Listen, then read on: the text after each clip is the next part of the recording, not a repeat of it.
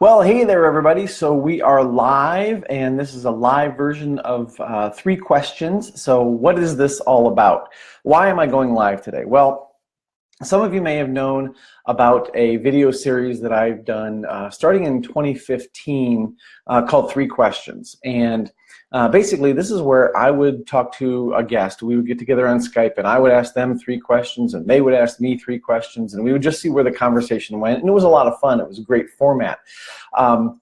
But you know, as you do in business, sometimes you think about new and different ways to, present your product or present information. And I thought it would be kind of cool to do this in a live format, or at least semi-live. So you could see this even a little bit later. Put your question in, and we'll see if we can get that answered. So the basic format for this will be that I've got 3 questions that people have been asking me, and actually a couple of people have asked me, these questions. So thought it'd be a good format to do it this way. And then at the end, I'm going to ask you 3 questions. And what I would really enjoy is for you can email me, or you can put your answer in the comments, or you can do a video of your own to answer those questions. And this is just a way to get more people involved with the 3 questions format, and just to get more interaction and more people talking and more information out there. Because I believe the more information that's out there, the better off we all are. So that's kind of how we're gonna run this. Now, if you haven't seen the other videos of 3 questions, don't worry, they haven't gone anywhere. In fact, they're still alive in a couple of different ways. Number one, they're still on my website at performanceoptimist.com. There's a menu item for 3 questions, and you can click on that, and you can see all the archived videos. I think there's 20 or 21 episodes. A lot of great episodes, a lot of great guests on there, and super fun to listen back to some of those. We've also, if you're familiar with Josh Liebman from Amusement Advantage, he and I have started a podcast called the Attraction Pros Podcast. I see that Matt Eckert has joined. Matt was a guest of ours, and that one will be coming up soon, going live soon, so very, very excited about that. And so some of the 3 questions episodes will be getting repurposed on the Attraction Pros podcast. And then also my good friend Kevin McNulty from NetWeave in Florida has been helping me kind of chunk down the different questions in those videos, because some of the videos are half an hour, 45 minutes long, and I got a lot of feedback that, hey, if it was one question, that would be, we could just listen to that easier. So he's helping me kind of chunk those down into 1-question segments. So those are being released as well. So all that 3 questions content isn't going away, but I just thought it'd be fun to kind of do this in a different way, and to present this a little bit differently. So the 3 questions that I have, again, are questions that I've been getting from a number of different people. And so again, I thought it'd be a great opportunity to share it this way. So the first question I have that I would like to go ahead and answer actually dates back to my Coaster Nerd Con trip of 2017, where 2 buddies and we take a week during the summer, and we go on as many roller coasters as we can and visit as many parks as we can. And I mentioned in my sort of park recap that my favorite coaster of the trip was Renegade at Valley Fair. And I can't tell you how many people have said, really? Renegade, that was your favorite? We went on New Texas Giant, and we went on Outlaw Run, all these great coasters. But for me, that was just the coaster that was so much fun, and it was very re-rideable. To me, it's a wooden coaster, if you're not familiar with it, up at Valley Fair by GCI. And it's not the tallest, it's not the fastest, but it is awesome. Lots of great airtime, lots of lateral G's, lots of opportunities to kind of get beat up a little bit, but still have just a ton of fun. And I think we benefited a little bit because when we rode it, it was raining, just a little bit, just a little misting. So we got the benefit of a slightly slicker track, and I was really wondering how those upstop wheels were keeping us on the track, because it was a wild ride. So if you haven't been up to Minnesota, if you haven't been up to Valley Fair, I certainly recommend it. A lot of great stuff up there, but certainly Renegade at the back of the park is a great coaster, and definitely my favorite of the trip this past year. So one of the other questions I've gotten recently that has come to me in a couple of different forms is basically, if I want to do something else, how do I do it? So from a professional standpoint. And one of the questions I got that I'll just kind of use as an example is somebody said, as in your profession, you write professionally and you speak professionally. And this person said, I would love to do that. How do I do that? How do I sort of break into the writing and speaking business or world, if you will? And as I thought about what kind of advice I would want to give this person, it kind of came back to something pretty simple. And that is, you just do it.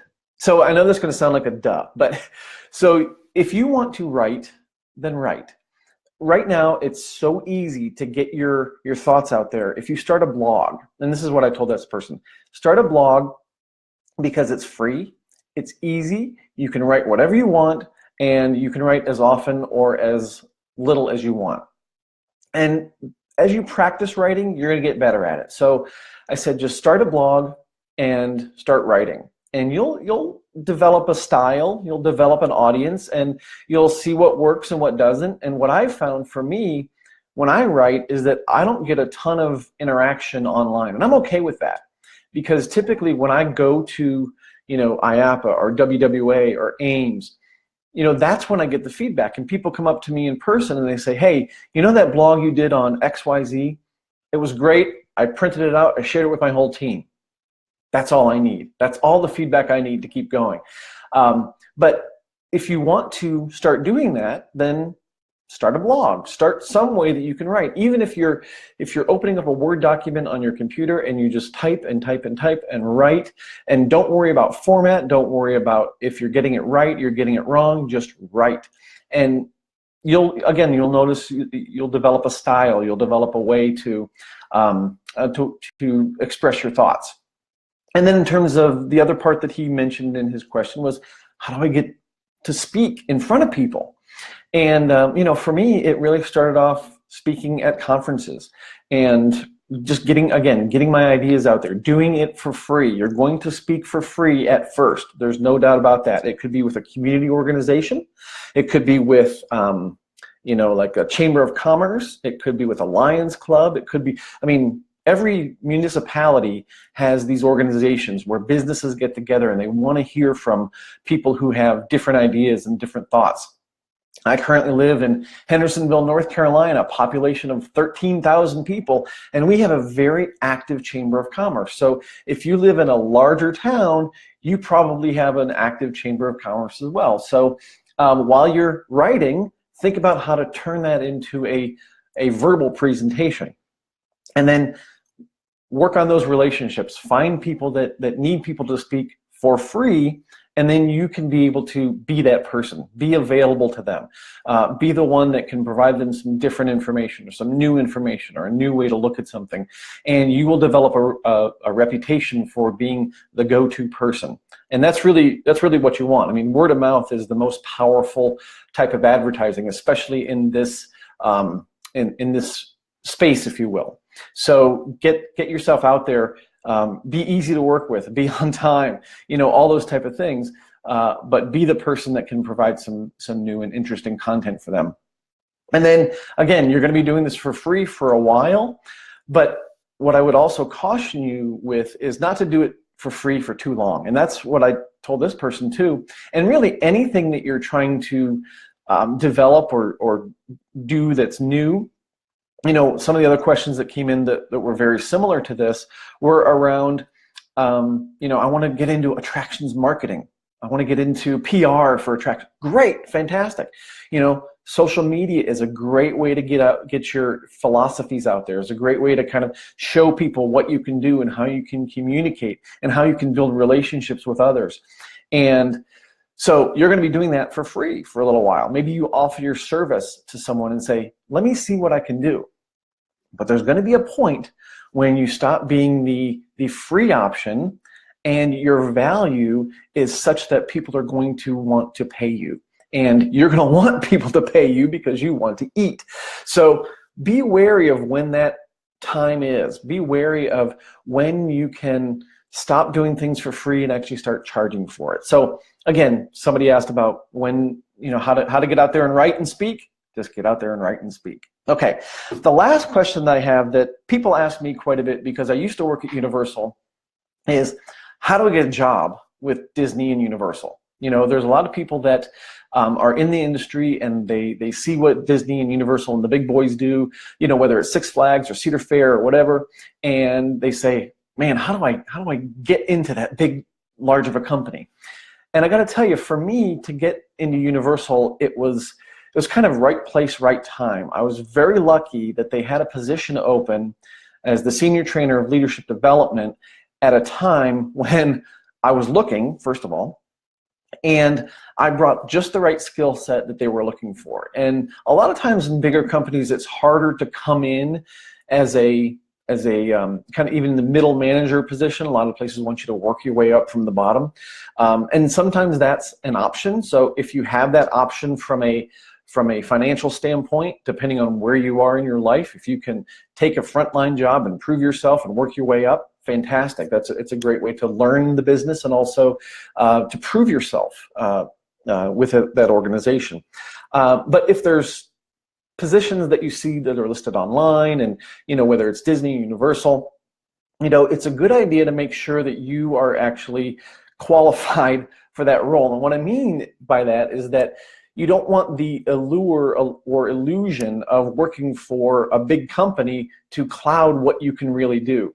Because what I found when I got to Universal was that if you said you could do it, they wanted you to do it. And that's great, but it's also very daunting, right? If I come in and I can teach leadership classes and I can do all these things, and they're like, okay, well, do it. Now you got hired to do it.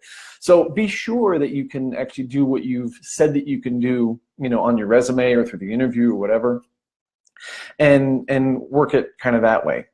Now, there's also the I don't want to say tactic, but if you know someone that's in that company, it's great to be able to get some insider perspective. What is it like to work there? What kind of things are they looking for? How can I best move, through the process to find my way through that company? As my wife likes to say, and I think she's watching right now, as my wife likes to say, it's not just about who you know, but who knows you. So if you know someone, if you followed them on Twitter, if you follow them on Facebook or LinkedIn, that's fantastic. But if they don't know who you are, if they don't know what you can bring to the table, that's not really going to help you get a job. So to me, whether you're trying to get a job at Disney, Universal, SeaWorld, wherever it is, it's about a relationship. You've got to develop a relationship with someone, whether it's the interviewer, whether it's a recruiter, whether it's a manager that you meet, or a director or VP that you meet someplace at a conference. There's got to be some sort of relationship built up there so that they want to actually recommend you for that actual position. So the other thing I would say about trying to get a job at Disney and Universal, it's great experience. I loved my time at Universal, wouldn't trade it for the world. But also, I wouldn't discount what you are learning where you are right now. I think as I look back over almost 30 years in the attractions business, there hasn't been a position that I've been in that I haven't learned something. And I think that's important. I think it's important to not just think about, well, I'm in this position and I know I could be doing better, so I'm going to look to the future. Well, that's fine to have a goal and to want to look to the future, but don't discount what you're already going through. There's so many things that you can take away from the experience that you're in, whether it's with the people you're working with, the projects you get to work on, the guests you're working on. So don't discount that kind of experience that can help you move forward. So those are the 3 questions that I'm going to answer this time around. And so now I've got 3 questions for you. So even if you're watching this live, you're watching this later on, I want you to think about these questions, and again, you can put them in the comments, you can do your own video if you want to, shoot me an email at matt@performanceoptimist.com. Would love to hear your answers, and also any other questions that you have for me that you would like to see me address on a future episode. So here are the questions. First of all, how do you deal with difficult employees? And I will let you decide how you define difficult, but how do you deal with difficult employees? And then, whether you're in a leadership role or not, I would love to hear what your best advice would be for another leader or someone that's in a leadership role. You know, maybe you're a frontline team member and you're not in a leadership role, but you see things that maybe they don't see. Maybe you've got some advice for that person. So what kind of advice would you give to another leader? What's your best advice? And then sort of I think it was Richard Ray, when I was doing 3 Questions, he first coined this phrase with the beach ball question. So it's a little bit out there. But I would love to know what your favorite attraction is, and specifically not necessarily a park, but whether it's a roller coaster or it's a flat ride, it's an exhibit, it's a certain haunt.